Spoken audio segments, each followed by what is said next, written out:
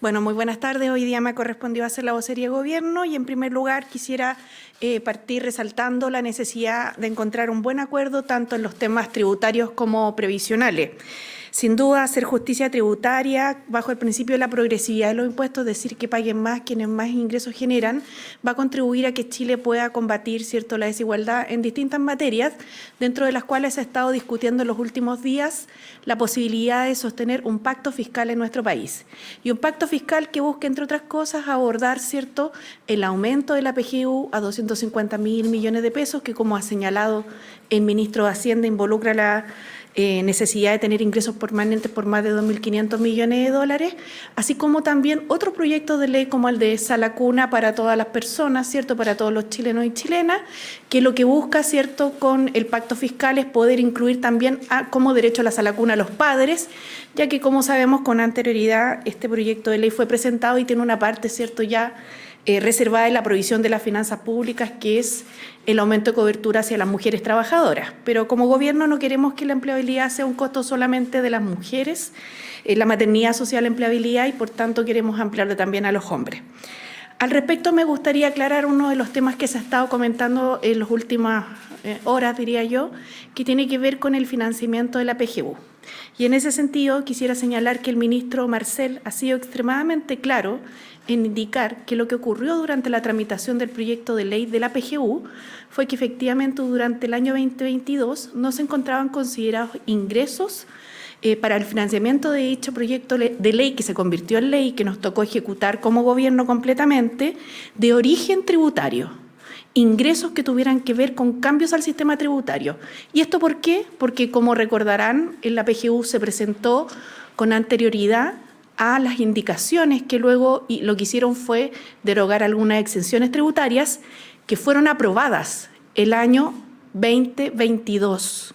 El proyecto de ley de la PGU se ingresó en septiembre del 2021, se indicó en diciembre del 2021 y recuerden que también se aprobó unos días antes el presupuesto para el año siguiente, ¿ya?, que no tenía contemplado, ¿cierto?, otros ingresos tributarios.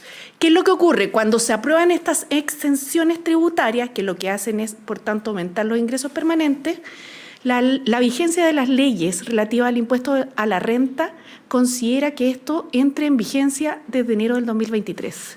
Y por tanto, si el año comercial es 2023, se empieza a recaudar desde abril del 2024 en la operación renta. Y por tanto, lo que ha señalado el ministro Marcel es efectivo y lo que se busca hoy día, ¿cierto?, es poder hacer un aumento en esta materia, en materia del monto de la PGU a 250.000 pesos, pero hay que precisar también los hechos como han transcurrido. Y es necesario aclararlo porque a veces, sin el ánimo de generar la discusión de fondo, que si Chile necesita o no un pacto fiscal, se busca desacreditar, ¿cierto?, opiniones previas a fin de no poder discutirlo de fondo, que es lo que a nosotros nos preocupa porque nos interesa que los pensionados de nuestro país mejoren el monto de sus pensiones. Por otro lado, quería señalarles que, como saben, el Congreso Nacional aprobó el aumento del bono invierno, que va a beneficiar a 1.600.000 pensionados y que aumenta totalizando la cifra de 135.000 pesos. ¿Por qué? Porque en mayo ya se pagó una parte del bono invierno, que ascendió a 75.000 pesos y que esto se va a complementar con un aumento de 60.000 pesos adicionales. La ley está en proceso de promulgación. Esperamos que en los próximos días se publique para que el IPS, sin trámite alguno, proceda al pago, ¿cierto?, la próxima semana de forma automática de este aumento del bono invierno para 1.600.000 pensionados. Quienes tengan duda respecto de si les corresponde o no este beneficio, pueden tanto concurrir a las oficinas del IPS como también a través de la página de Chile Atiende o del IPS hacer las consultas respectivas. Este es un aporte que se va a pagar en cumplimiento del anuncio hecho por el presidente de la República en la cuenta del 1 de junio, en la cuenta pública, y que da cuenta de cómo el gobierno va avanzando, ¿cierto?, en sus compromisos, y en este caso además agradeciendo el apoyo muy transversal que se dio en el Parlamento y con la eficiencia de la institución previsional del Estado, que es el IPS, que va a hacer automáticamente el pago en más del 90% de los casos porque lo hace a través de depósito en cuenta RUT. Quienes concurran a pagarse sus pensiones de manera presencial van a poder hacerlo y cobrar este aumento de la misma forma, ya sea en la caja de compensación que les corresponda o en el Banco Estado. Por otro lado, ustedes saben que como gobierno hemos estado avanzando en la agenda legislativa en materia de seguridad pública, principalmente liderada por la ministra del Interior, Carolina Toá, y en ese sentido se va a seguir tramitando a partir del día de hoy en la Comisión de Hacienda el proyecto de ley que crea el Ministerio de Seguridad Pública y al que se le puso discusión inmediata, ¿ya? Valoramos además la aprobación de este proyecto de ley en la primera comisión que lo revisó dentro del Senado, que es precisamente la Comisión de Seguridad Pública, y vamos a seguir trabajando, impulsando la agenda legislativa, porque sabemos que junto con la aplicación del plan Calles sin Violencia, Chile requiere robustecer su institucionalidad para hacer frente a la delincuencia y ejercer las atribuciones, ¿cierto?, que el orden público hoy día demanda de la ciudadanía también. En un último tema, quisiera señalar que como se nos avecina un fin de semana largo, la próxima semana, esta semana sabemos que hay un feriado intermedio, ¿cierto?, el día miércoles, pero la próxima semana el feriado va a ser un día lunes. Esta semana, desde el Ministerio del Transporte y Telecomunicaciones especialmente, se van a estar desplegando fiscalizaciones a los buses interurbanos, ¿ya? Se va a estar realizando precisamente porque se quiere reforzar la seguridad en el traslado de las personas, ya sea a través de vehículos particulares o de la locomoción colectiva formal para los viajes, y se hace una recomendación para quienes se muevan en transporte público a fin de que utilicen mascarillas en sus traslados. Quisiéramos saber si hay alguna pregunta. Por favor. Hola, ministra, ¿cómo está? Más allá de la explicación que dio el día de hoy el ministro Mario Marcel sobre el tema de la PGU, ¿en qué pie queda el gobierno para avanzar hacia el pacto fiscal, la aprobación de la reforma tributaria y básicamente estos dichos respecto a el estallido social? Ya por otro lado, estamos hablando de PGU, estallido social, fueron calificados como amenazantes por parte de un sector de la oposición. ¿En qué pie queda el gobierno para sentarse a conversar toda vez que se tiene que sacar adelante el pacto fiscal, pero también la reforma previsional? Sí, sin duda estamos en un momento en el cual necesitamos, como ha señalado el presidente Gabriel Boric, llegar a un buen acuerdo con la oposición, y los motivos que subyacen a tantos los elementos del estallido social o los reclamos que han habido en nuestro país en distintos momentos tienen mucho que ver con demandas que no han logrado ser satisfechas.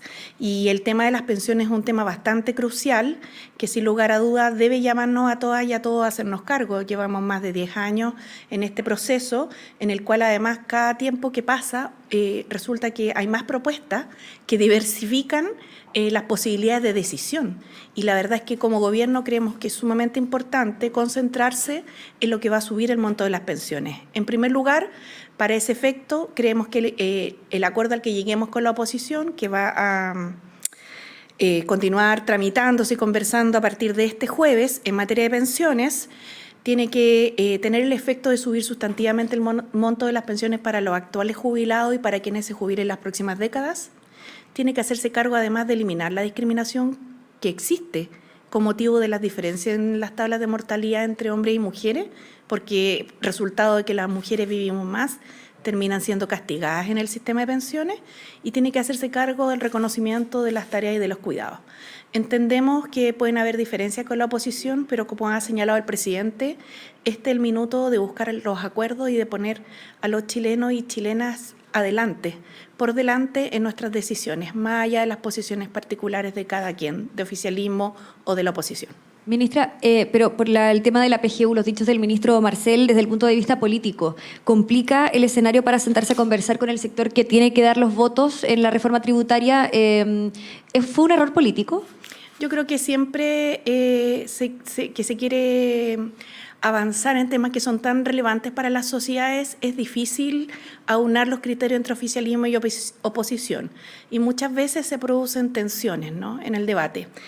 Sin embargo, aquí lo relevante es que como país, con todos los elementos y todas las dificultades, incluso con la falta de financiamiento vía impositiva, como señaló el ministro Marcel en el año 2022, hemos logrado avanzar en un piso de protección social que es la PGU, que queremos universalizarla y que queremos subirla a 250.000 pesos, para lo cual necesitamos un pacto fiscal. Hola ministra, ¿cómo está? Buenas tardes. A raíz de los últimos hechos de violencia que se han registrado en la macrozona sur, el senador Insulza hoy día invitó a pensar seriamente la opción de un estado de sitio en la macrozona sur. Queríamos preguntarle si al gobierno le parece que esta es una herramienta eficaz, efectiva para poner orden, como lo plantea el senador Insulza. Eso por un lado, en torno a la macrozona sur, pero también tenemos otra pregunta, ministra, respecto a la Comisión de Paz y Entendimiento. ¿Qué entiende el gobierno por restitución de tierras ancestrales? Que es un término que planteó el presidente. El senador Latorre también nos acaba de decir que las forestales deben estar dentro de esta comisión. Queríamos preguntarle si finalmente va a ser así. Sí, en relación a lo primero, como señaló el subsecretario del Interior, Manuel Monsalve, no está ninguna institucionalidad descartada, son las herramientas con las que se cuenta en el Estado de Derecho y se están permanentemente evaluando su aplicación, pero respecto de hoy día haber tomado una decisión en relación a un estado de excepción en la macrozona zona sur, no es una decisión que se haya tomado en este estado de sitio, en este momento, ¿ya? Lo que sí, el gobierno siempre está evaluando las herramientas con las que cuenta y es parte del Estado de Derecho. Ahora bien, en relación en general a los temas de seguridad de la Araucanía, como hemos señalado, nos estamos haciendo cargo, son situaciones que nos preocupan y para eso se han tomado medidas en materia tanto de seguridad pública como del Plan Buen Vivir, que como sabemos lo que busca precisamente es acelerar la inversión pública y poder dar respuesta a la ciudadanía en temas que han estado durante mucho tiempo sin resolverse y que han generado un profundo malestar ciudadano y también desigualdad. En ese sentido, esto se va a complementar con la creación de la Comisión, ¿cierto?, de Paz y Entendimiento, que va a tener como objetivo precisamente poder dar los contornos para lo que es la aplicación en el futuro de los programas que tienen que ver con restitución de tierras. Sobre las actorías que van a ser convocadas, sin duda la idea es que sea lo más amplia posible. Y respecto a esta discusión que se ha dado en la previa a la instalación de este organismo, ¿qué se entiende por tierras ancestrales? ¿O eso va a ser un borde que va a definir el gobierno o va a quedar en manos de esta comisión? Eso va a ser todo propio de la discusión que se va a dar de ahora en adelante y cualquier otra cosa al respecto sería anticipar un debate que se tiene que dar en el marco de este proceso de diálogo. Hola, ministra, buenas tardes. Buenas tardes. La oposición presentó esta mañana una acusación constitucional en contra del ministro de Educación, Marco Antonio Ávila. ¿Qué opinión le merece al gobierno los 7 capítulos que se le van a imputar? Y por otro lado, ¿qué le parece también a la moneda que sectores, como por ejemplo la democracia cristiana, estén empalmando esta discusión con el debate que hay por la sucesión de la mesa de la Cámara de Diputados? Sí, en relación a la presentación de la acusación constitucional que transcurrió hace algunos minutos atrás, lo primero señalar que el gobierno la va a analizar. Entendemos que es una herramienta de fiscalización de la Cámara de Diputados y Diputadas que debe ser usado en las hipótesis contempladas en la ley y por tanto va a ser analizada con toda la rigurosidad que corresponda. Es importante para nosotros sí dejar en claro que uno de los fundamentos que se ha esgrimido es el tema de los resultados del CIMSE, cuando todos sabemos que en este país se vive una pandemia y que miden mucho más de los meses de gestión que ha tenido el ministro, ¿cierto?, encabezando esa cartera. Por tanto, hay que tomar todos los temas en su debido contexto y con los ingredientes y circunstancias que se han vivido en la realidad. En segundo lugar, respecto de vincular las dos discusiones, tanto la elección de la mesa de la Cámara con una acusación constitucional, nos parece que no es procedente, toda vez que la acusación constitucional debe ser analizada en su mérito y, por otro lado, la discusión de la directiva de quién va a dirigir la Cámara para el próximo periodo es un debate que queda entregado a los parlamentarios y que debe darse dentro del marco de su autonomía política. Pero son temas distintos que no nos parece que sea bueno vincularlos porque entendemos que tienen vías de resolución y causas también distintas. Ministra, buenas tardes. Quería preguntarle qué información tiene el gobierno sobre los convenios suscritos por el Servio Antofagasta con la empresa de la pareja de la diputada Catalina Pérez. ¿Ven un conflicto de interés ahí y se han pedido explicaciones por este caso? Sí. En primer lugar, quisiera señalar que la asignación de proyectos cumplió con los requisitos establecidos a este fin y que los documentos se encuentran siendo revisados, por cierto, para poder tener despejada cualquier otra duda que pudiera surgir.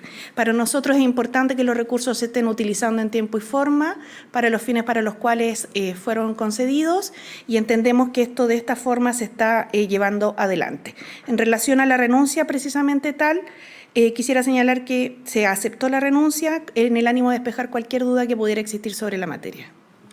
Ministra, yo quería preguntarle por lo que publicó un reportaje de Canal 13 sobre una funcionaria del Ministerio de las Culturas que tenía una identidad para ese efecto y otra como dirigente en una toma. Ya sabemos que se le terminó el contrato, pero ¿qué análisis hacen en el gobierno de esto? ¿Se ve que hay algún tipo de delito? ¿Se va a tomar alguna acción legal?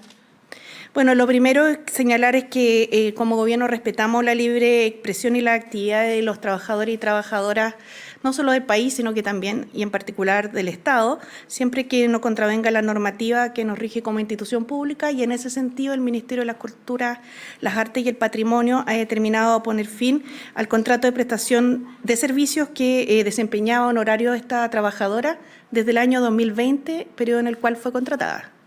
En ese sentido, con esto el Ministerio toma una determinación, poniendo además su total disposición sobre la mesa a fin de colaborar en las investigaciones que se pudieran realizar. Ministra, dígame. Sí, esto es una información casi del momento, porque el senador Luciano Cruzcoque publicó en su cuenta de Twitter que Evópoli ha declinado reunirse hoy con el ministro Marcel por considerar imprudentes las declaraciones de ayer. Insistir en ese punto, finalmente, ¿qué le parece los efectos que generó esta declaración del ministro? Es muy lamentable que se suspenda un diálogo que es necesario para el país, porque el pacto fiscal, así como la reforma previsional, no son para un determinado gobierno, son para mejorar la vida de los ciudadanos y ciudadanas. Y esperemos que se pueda despejar este punto sin lugar a duda. Yo creo que el ministro Marcel ha sido bastante explicativo en lo que señaló y no se use esto como un argumento para negarse a un debate de fondo, del cual ya se rechazó por parte de la misma oposición la idea de legislar durante los meses pasados de marzo, y que en definitiva significó que hasta ahora no hemos podido, por ejemplo, aumentar la PGU a 250.000 pesos. Así que esperamos que esto se pueda despejar, porque en realidad es muy lamentable una negativa y un cierre al diálogo para poder mejorar las condiciones de vida de las chilenas y chilenos. Muchas gracias.